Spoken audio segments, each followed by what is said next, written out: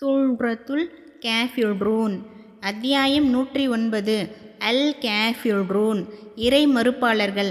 மக்காவில் அருளப்பெற்றது. வசனங்கள் 6. திருக்குர்ஆனின் 109வது அத்தியாயம் அல் காஃபிரூன், இறை மறுப்பாளர்கள் ஆகும். இது நபி ஸல்லல்லாஹு அலைஹி வஸல்லம் அவர்கள் மக்காவிலிருந்து மதீனாவிற்கு புலம்பெயர்ந்து ஹிஜ்ரத் செல்வதற்கு முன்னர் அருளப்பெற்ற மக்கிய அத்தியாயம் ஆகும். இதில் 6 திருவசனங்கள் இடம்பெற்றுள்ளன. அத்தியாயத்தின் சிறப்பு. ஜாபிர் ரதியல்லாஹு அன்ஹு அவர்கள் கூறியதாவது, அல்லாஹ்வின் தூதர் ஸல்லல்லாஹு அலைஹி வஸல்லம் அவர்கள் தவாபுக்கு பின் புனித காபாவை சுற்றிய பின் தொழுத 2 ரக்காத்துக்களில் குல் யா ஐயுஹல் காஃபிரூன் என்று தொடங்கும் இந்த அத்தியாயத்தையும் குல் ஹுவல்லாஹு அஹத் என்று தொடங்கும் 112வது அத்தியாயத்தையும் ஓதினார்கள். அபு ஹுரைரா ரதியல்லாஹு அன்ஹு அவர்கள் கூறியதாவது, அல்லாஹ்வின் தூதர் ஸல்லல்லாஹு அலைஹி வஸல்லம் அவர்கள் ஃபஜ்ருடைய சுன்னத் 2 ரக்காத்துக்களில் குல் யா ஐயுஹல் காஃபிரூன், குல் ஹுவல்லாஹு அஹத் ஆகிய இந்த 2 அத்தியாயங்களை ஓதினார்கள். இப்னு உமர் ரதியல்லாஹு அன்ஹு அவர்கள் கூறியதாவது, அல்லாஹ்வின் தூதர் ஸல்லல்லாஹு அலைஹி வஸல்லம் அவர்கள் 20க்கும் அதிகமான நாட்கள் அல்லது 10க்கும் அதிகமான நாட்கள் ஃபஜ்ருக்கு முந்தைய சுன்னத் 2 ரக்காத்துக்கள், மஹ்ரிப்புக்கு பிந்தைய சுன்னத் 2 ரக்காத்துக்கள் ஆகியவற்றில் குல் யா ஐயுஹல் காஃபிரூன் என்னும் இந்த அத்தியாயத்தையும் குல் ஹுவல்லாஹு அஹத் என்னும் 112வது அத்தியாயத்தையும் ஓதினார்கள். ஃபஜ்ர் மக்ரிப் சுன்னத் தொழுகையில். மற்றொரு அறிவிப்பில் இப்னு உமர் ரதியல்லாஹு அன்ஹு அவர்கள் கூறியிருப்பதாவது, நான் நபி ஸல்லல்லாஹு அலைஹி வஸல்லம் அவர்களை 24 நாட்கள் அல்லது 25 நாட்கள் கூர்ந்து கவனித்து வந்தேன். அவர்கள் ஃபஜ்ருக்கு முந்தைய சுன்னத் 2 ரக்காத்துக்கள், மஹ்ரிப்புக்கு பிந்தைய சுன்னத் 2 ரக்காத்துக்கள் ஆகியவற்றில் குல் யா ஐயுஹல் காஃபிரூன், குல் ஹுவல்லாஹு அஹத் ஆகிய இந்த 2 அத்தியாயங்களையே ஓதினார்கள். பிரிதோர் அறிவிப்பில் இப்னு உமர் ரதியல்லாஹு அன்ஹு அவர்கள் கூறியிருப்பதாவது, நான் நபி ஸல்லல்லாஹு அலைஹி வஸல்லம் அவர்களை 1 மாதம் கூர்ந்து கவனித்து வந்தேன். அவர்கள் ஃபஜ்ருக்கு முந்தைய சுன்னத் 2 ரக்காத்துக்கள், குல் யா ஐயுஹல் காஃபிரூன், குல் ஹுவல்லாஹு அஹத் ஆகிய இந்த 2 அத்தியாயங்களையே ஓதினார்கள். குல் யா ஐயுஹல் காஃபிரூன் என்னும் இந்த அத்தியாயம் குர்ஆனில் கால்வாசி பகுதியாகும். இவ்வாறே இதா ஜுல்சிலத்தில் என்று தொடங்கும் 99வது அத்தியாயமும் குர்ஆனில் கால்வாசி பகுதிக்கு சமமாகும் என முன்பு இடம்பெற்ற ஹதீஸ் ஒன்றில் கூறப்பட்டுள்ளது. உறங்கச் செல்கையில்.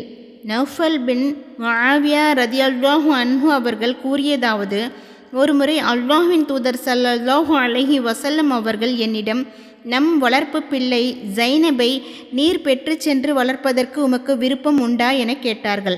நான் சரி என்று சொல்லி குழந்தையை பெற்று சென்றேன். பின்னர் ஒரு நாள் நபி அவர்களிடம் வந்தேன். அப்பொழுது நபி ஸல்லல்லாஹு அலைஹி வஸல்லம் அவர்கள் குழந்தையை பற்றி என்னிடம் விசாரித்தார்கள். சிறுமி என்ன செய்கிறாள் என கேட்டார்கள். நான் அவளை அவளுடைய தாயிடம் விட்டு வந்திருக்கிறேன் என்றேன். சரி, இப்பொழுது எதற்காக வந்தாய் என நபி அவர்கள் கேட்டபொழுது, தூங்கச் செல்லும் வேளையில் ஓத வேண்டிய ஏதேனும் ஒன்றை எனக்கு நீங்கள் கற்றுத்தர வேண்டும் என்பதற்காகவே வந்துள்ளேன் என்றேன். உடனே நபி அவர்கள், குல் யா ஐயுஹல் காஃபிரூன் என்னும் இந்த அத்தியாயத்தை ஓதுவீராக. இதை ஓதி முடித்ததும் உறங்கிவிடுவீராக. நிச்சயமாக இது இணை கற்பிப்பதிலிருந்து உம்மை விலக்கக்கூடியதாகும் என்று கூறினார்கள்.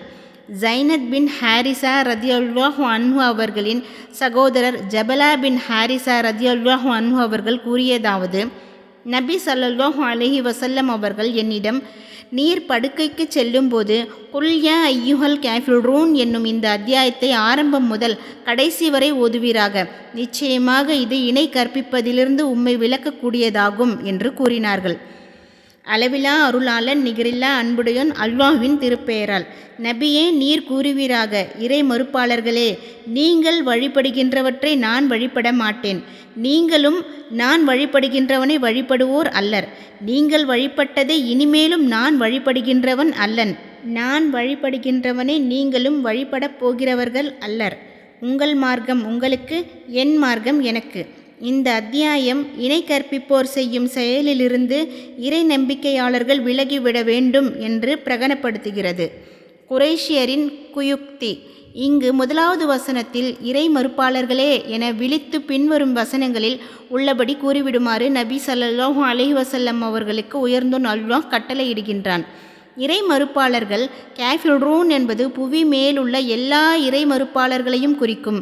எனினும் மக்கா குறைஷி குல இறை மறுப்பாளர்களை நோக்கியே இந்த அழைப்பு விடுக்கப்பட்டது. அந்த குறைஷி இறை மறுப்பாளர்கள் தம் அறியாமை காரணத்தால் நபி ஸல்லல்லாஹு அலைஹி வஸல்லம் அவர்களுக்கு ஒரு அழைப்பு விடுத்தார்கள். நாங்கள் வழிபடும் விக்கிரகங்களை ஓராண்டு நீர் வழிபட வேண்டும், நாங்கள் உம்முடைய இறைவனை ஓராண்டு வழிபடுவோம் என்று பேரம் பேசினர். அப்பொழுதுதான் அல்லாஹ் இந்த அத்தியாயத்தை அருளி குறைஷியரின் சமயத்தை விட்டு அடியோடு தாம் விலகியவர் என பிரகடனப்படுத்துமாறு தம் தூதர் ஸல்லல்லாஹு அலைஹி வஸல்லம் அவர்களுக்கு ஆணை பிறப்பித்தான். நீங்கள் வழிபடுகின்றவற்றை நான் வழிபட மாட்டேன் என்று கூறிவிடுமாறு உத்தரவிட்டான். நீங்கள் வழிபடுபவை என்பது சிலைகளையும் இணைகளையும் குறிக்கும். அடுத்த வசனத்தில் நீங்களும் நான் வழிபடுகின்றவனை வழிபடுவோர் அல்லர் என்று கூறுமாறு அல்லாஹ் கட்டளையிடுகின்றான். நான் வழிபடுகின்றவன் என்பது இணை துணையற்ற ஏகனான அல்லாஹ்வை குறிக்கும். நீங்கள் வழிபட்டதை வழிபடுகின்றவன் அல்லன். அடுத்த வசனங்களில் நீங்கள் வழிபட்டதை இனிமேலும் நான் வழிபடுகிறவன் அல்லன், நான் வழிபடுகின்றவனை நீங்களும் வழிபடப் போகிறவர்கள் அல்லர் என்று கூறுமாறு அல்லாஹ் தன் தூதருக்கு கட்டளையிடுகின்றான். அதாவது நீங்கள் வழிபடுவதைப் போன்று நான் வழிபட மாட்டேன், அதாவது உங்களது வழிபாட்டு முறையில் நான் செல்ல மாட்டேன், அதை பின்பற்றவும் மாட்டேன். அல்லாஹ் விரும்புகின்ற அவன் பொருந்திக் கொள்கின்ற முறையிலேயே அவனை நான் வழிபடுவேன். இதனாலேயே இங்கு நான் வழிபடுகின்றவனை நீங்களும் வழிபடப் போகிறவர் அல்லர் என்று கூறுமாறு அல்லாஹ் கட்டளையிடுகின்றான். அதாவது அல்லாஹ்வை வழிபடும் விஷயத்தில் அவனுடைய ஆணையையோ அல்லது மார்க்க நெறியையோ நீங்கள் பின்பற்ற மாட்டீர்கள். மாறாக நீங்களாகவே ஒரு முறையை உருவாக்கி கொண்டு விட்டீர்கள். இதையே ஒரு வசனத்தில் அவர்கள் வெறும் ஊகத்தையும் தம் மனங்கள் விரும்புகின்றவற்றையும் தவிர வேறெதையும் பின்பற்றவில்லை என்று அல்லாஹ் குறிப்பிடுகின்றான். நீங்கள் வழிபடும் முறையில் வழிபட மாட்டேன். ஆக நபி அவர்கள் அனைத்து விஷயங்களிலும் இணை வைப்பாளர்களை விட்டு விலகிவிட்டார்கள். ஏனெனில் வழிபாடு செய்வதற்கு வழிபாடு செய்யப்படும் இறைவன் ஒருவன் இருப்பான், அவனையே வழிபட வேண்டும்.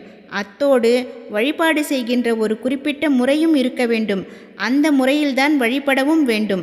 இறை தூதர் ஸல்லல்லாஹு அலைஹி வஸல்லம் அவர்களும் அவர்களை பின்பற்றுவோரும் அல்லாஹ் தமக்கு வகுத்தளித்த முறையிலேயே அவனை வழிபடுகின்றனர். இதனாலேயே இஸ்லாத்தின் உறுதிமொழி லா இலாஹ இல்லல்லாஹ் முஹம்மதுர் ரசூலுல்லாஹ், அல்லாஹ்வை தவிர வேறு இறைவன் இல்லை, முஹம்மது ஸல்லல்லாஹு அலைஹி வஸல்லம் அவர்கள் அவனுடைய தூதர் ஆவார்கள் என்பதாக அமைந்தது. அதாவது வழிபாட்டுக்கு தகுதியானவன் அல்லாஹ்வை தவிர வேறு யாரும் இல்லை. இறை தூதர் ஸல்லல்லாஹு அலைஹி வஸல்லம் அவர்கள் கொண்டு வந்த வழிமுறையே அவனை சென்றடைவதற்கான வழியாகும். ஆனால் இணை கற்பிப்போர் அல்லாஹ் அல்லாதோரை வழிபடுகின்றனர், அதுவும் அல்லாஹ் அனுமதிக்காத வழிபாட்டு முறையில் வழிபடுகின்றனர். இதனாலேயே உங்கள் மார்க்கம் உங்களுக்கு, என் மார்க்கம் எனக்கு என்று கூறுமாறு அடுத்த வசனத்தில் அல்லாஹ் தன் தூதருக்கு கட்டளையிடுகின்றான். மற்றொரு வசனத்தில் நபியே உம்மை அவர்கள் நம்ப மறுத்தால் என் வினை எனக்கு, உங்கள் வினை உங்களுக்கு, நான் செய்பவற்றிலிருந்து நீங்கள் விலகியவர்கள், நீங்கள் செய்பவற்றிலிருந்து நான் விலகியவன் என்று கூறிவிடுவீராக என அல்லாஹ் கட்டளையிடுகின்றான். பிறிதொரு வசனத்தில் எங்கள் செயல்கள் எங்களுக்கு, உங்கள் செயல்கள் உங்களுக்கு என்று அவர்கள் சொல்லிவிடுவார்கள் என அல்லாஹ் குறிப்பிடுகின்றான். இமாம் புகாரி ரஹ்மத்துல்லாஹி அலைஹி அவர்கள் கூறுவதாவது, சிலர் உங்கள் மார்க்கம் உங்களுக்கு, லக்கும் தீனுக்கும் என்பது இறை மறுப்பையும், என் மார்க்கம் எனக்கு, வலிய தீன் என்பது இஸ்லாத்தையும் குறிக்கிறது என்று கூறுகின்றனர். மேலும் அவர்கள் கூறியதாவது, இதில் என் மார்க்கம் என்பதை குறிக்க தீனி என்று தன்னிலை பிரதிபெயர் சொல்லுடன் இணைத்து அல்லாஹ் கூறவில்லை, தீன் என்றே குறிப்பிட்டுள்ளான்.